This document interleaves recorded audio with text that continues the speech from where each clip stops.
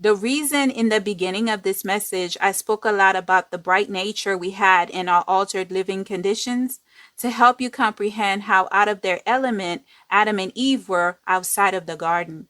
Adam never knew his wife when they were in the garden. Neither one of them knew what a sexual act was until Satan showed them. If they knew each other in the garden, when they ate from the forbidden tree, they would not run to cover themselves if they were engaging in sexual acts in the garden.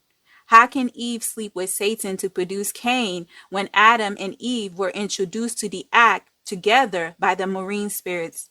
Eve did not get pregnant until 7 months and a few days after they were kicked out of the garden. Adam is the father to Cain, and the scriptures confirm.